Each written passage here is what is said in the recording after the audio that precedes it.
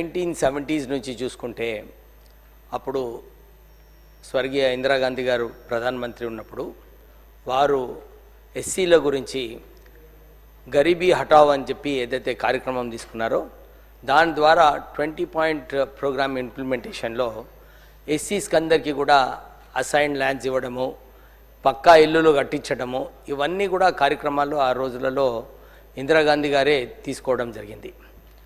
SC community మొత్తం కూడా ఇందిరాగాంధీ వైపే చూస్తున్నారు. ఎప్పుడు కూడా కాంగ్రెస్ పార్టీకే ఎస్సీస్ అందరు కూడా ఓట్ చేస్తూ వచ్చినారు అప్పుడు. కానీ ఈ ఆంధ్రప్రదేశ్ రాష్ట్రంలో ఎప్పుడైతే తెలుగుదేశం ప్రభుత్వంలో వచ్చిందో వాళ్ళు కూడా అనుకున్నారు పొలిటికల్లీ మనకు కూడా ఎస్సీ వర్గంలో ఒక వర్గం మాకు కూడా సపోర్ట్ చేయాలని చెప్పి వారు కూడా అనేకమైన ప్రయత్నాలు చేయడం జరిగింది. అంబేద్కర్ గారు ఎప్పుడైతే కాన్స్టిట్యూషన్ పెట్టినారో ఈ కాన్స్టిట్యూషన్ పెట్టినప్పుడు వారు ప్రత్యేకంగా ఈ హోమోజీనస్ ఏదైతే ఇంతకుముందు చాలామంది మాట్లాడినారో వారు కూడా ఇదే చెప్పినారు. ఎస్సీజీ హోమోజీనస్ ఉన్నప్పుడే చాలామంది పొలిటికల్ పార్టీస్ ఇంకా ఇతర వ్యక్తులు కూడా దీన్ని డివిజివ్ పాలిటిక్స్ చేసి ఎస్సీస్ని స్ప్లిట్ చేసి డివైడ్ చేసి రూల్ చేస్తారని చెప్పి అప్పుడే అంబేద్కర్ గారు అందరినీ కూడా కాషన్ చేయడం జరిగింది. కానీ ఈ వ్యవస్థ నడుచుకుంటూ వచ్చింది. మీరు అందరు చూసినారు, ఇందిరాగాంధీ గారు ఎప్పుడు కూడా కాంగ్రెస్ పార్టీ ఏదైతే ఎస్సీస్ అందరు కూడా కాంగ్రెస్ పార్టీ వైపే చూస్తూ ఉన్నారు. మనందరికీ తెలిసిన విషయమే, మొన్న సుప్రీంకోర్టు డిసిషన్ ఏదైతే తీర్మానం ఇచ్చిందో ఆ తీర్మానం ప్రకారంగా ప్రత్యేకంగా ఏదైతే అంశాలు ఉన్నాయో దాంట్లో ఈ కొన్ని అంశాలు చెప్పే అవసరం ఉంది అధ్యక్ష. ఇందిరా సాహ్ని జడ్జిమెంట్ ఏదైతే ఇచ్చినారో దాంట్లో ప్రత్యేకంగా ఇదే చెప్పినారు. ఎస్సీస్కి ఈ బ్యాక్వర్డ్నెస్ ఏదైతే ఉందో బ్యాక్వర్డ్ క్లాస్ రిజర్వేషన్స్ అంశం పైన మాట్లాడేటప్పుడు బ్యాక్వర్డ్ క్లాసెస్లో మనము ఈ బ్యాక్వర్డ్నెస్ కేవలము ఎకనామిక్ డేటా పైన చేయాలని చెప్పి వారు ఆ నిర్ణయం తీసుకోవడం జరిగింది ఆ జడ్జిమెంట్లో. కానీ ఎస్సీస్కి ఇది వర్తించదు. ఎందుకంటే 3000 సంవత్సరాల నుంచి కుల వివక్ష ఉన్నందువలన ఎస్సీస్కి మనం ఎకనామిక్ డేటా చూసుకోకుండా మనం చేయాలని చెప్పి అప్పుడు జడ్జిమెంట్ ఇవ్వడం జరిగింది. జస్టిస్ జీవన్ రెడ్డి గారు ఆ జడ్జిమెంట్లో మాట్లాడుతూ ప్రత్యేకంగా ఇదే చెప్పినారు. Dr. Justice Jeevan Reddy observed that a class for meriting reservations must be both backward and inadequately represented in the services under the state. In the Nagaraj Supra, this court held that backwardness must be based on objective standards, whereas inadequacy of representation must actually exist. The court held that the state must submit quantifiable data, please note, quantifiable data to prove backwardness and inadequacy of representation. In Indira Sahni case again, the court held that the requirement of social and educational backwardness cannot be applied to scheduled castes and scheduled tribes because they are already being affected by caste discrimination. Another observation which the Indira Sahni judgment made was the observations do not exempt the state from having to justify the decision of subclassifying within the scheduled castes and scheduled tribes for the purposes of reservations. The basis of subclassification is that few of the castes or groups within the class are more backward.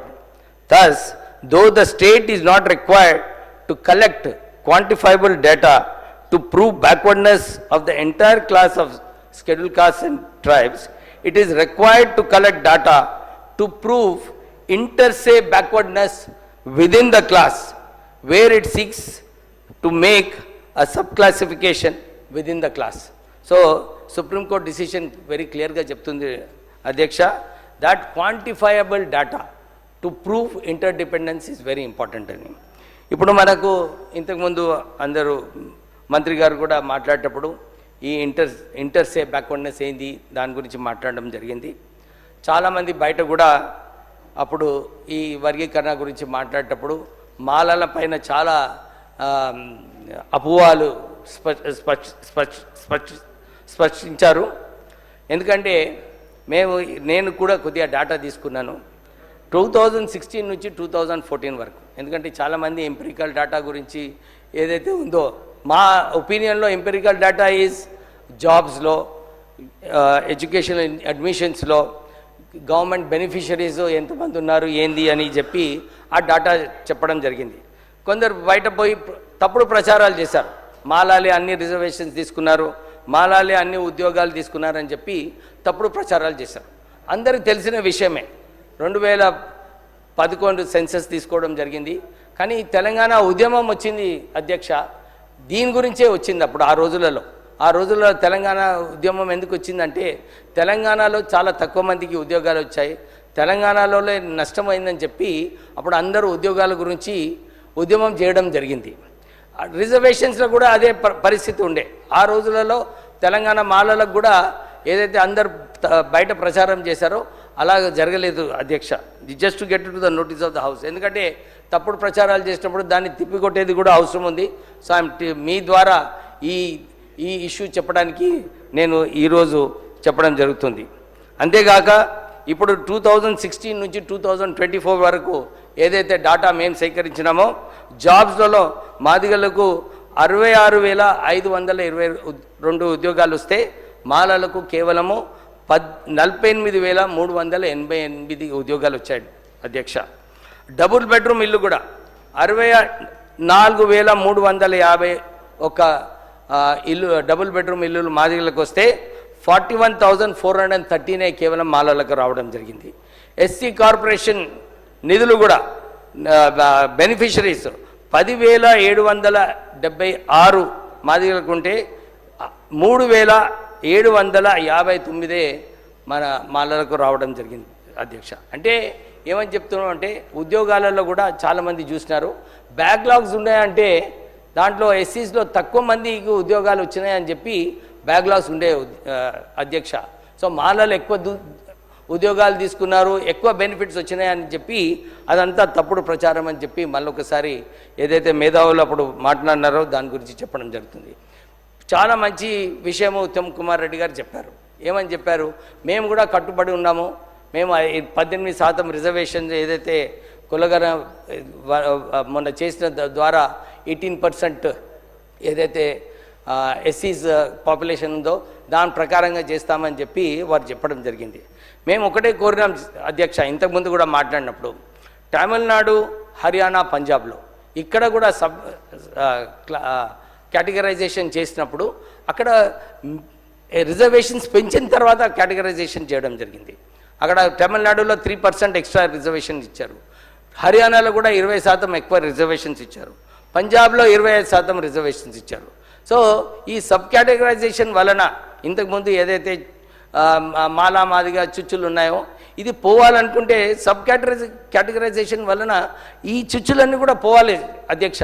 ఎందుకంటే సరైన data తీసుకొని మనం ఇది చేస్తే రేపు కోట్లు కూడా వచ్చే మధ్యలో ఉండదు. కానీ ఏమవుతుందంటే ఫ్యూచర్లో మాల మాదిగలు కూడా కలిసి ఉంటారు, వారికి కూడా బెనిఫిట్ రావాలంటే డెఫినెట్లీ మీరు 18% రిజర్వేషన్ చేయాలని చెప్పి ముఖ్యమంత్రి గారిని మొన్న కూడా కోరడం జరిగింది. మళ్ళొకసారి మీరు తొందరగా తీసుకొస్తే అది బాగుంటుంది. రేపు బడ్జెట్ పెడుతున్నారు ముఖ్యమంత్రి గారు, ఇంతకుముందు కూడా నేను అపీల్ చేయడం జరిగింది. జనాభా ప్రకారంగా మాకు 18% బడ్జెట్లో పెట్టాలని చెప్పి కూడా మేము మీకు కోరుతున్నాము. దీని ద్వారా ఈ బడ్జెట్ ద్వారానే ప్రత్యేకంగా ఒక లిడ్ క్యాప్ కార్పొరేషన్ దానికి ఒక స్థాపించి దానికి నిధులు, దాంతోపాటు మాలా కార్పొరేషన్కి నిధులు, నేతకాని కార్పొరేషన్ మీరు మొన్న మాట ఇచ్చారు, మీరు ఈ బడ్జెట్లో అనౌన్స్ చేస్తే చాలా బాగుంటుందని చెప్పి మీకు కోరడం జరుగుతుంది. దాంతోపాటు మా రిక్వెస్ట్ ఏంటంటే మీరు బడ్జెట్ 18% పెట్టినప్పుడు దీంట్లో ప్రత్యేకంగా ఒక 100 కోట్ల రూపాయలు ఒక కార్పస్ ఫండ్ పెట్టి ఈ ఎస్సీ ఎంటర్ప్రెనర్స్కి ఏదైతే వారికి బ్యాంక్స్లో వెళ్ళినప్పుడు మాకు లోన్ కావాలనుకుంటే లేదు మీకు కొలాటరల్ లేదని చెప్పి చాలాసార్లు బ్యాంక్స్ లోన్స్ రిజెక్ట్ చేస్తున్నారు, మీరు కార్పొరేట్ ఫండ్ పెట్టి ఈ కొలాటరల్ ఇచ్చి వీళ్ళకు లోన్స్ వచ్చేలాగా చేయాలని చెప్పి మీకు కోరుతున్నారు అధ్యక్ష.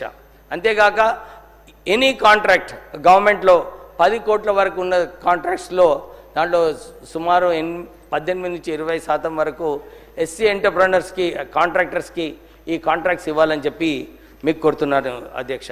ఇంకో విషయము, ప్రత్యేకంగా నామినేటెడ్ పోస్టులో కూడా దాంట్లో కూడా మీరు 15% నామినేటెడ్ పోస్ట్ ఇస్తే బాగుంటుంది.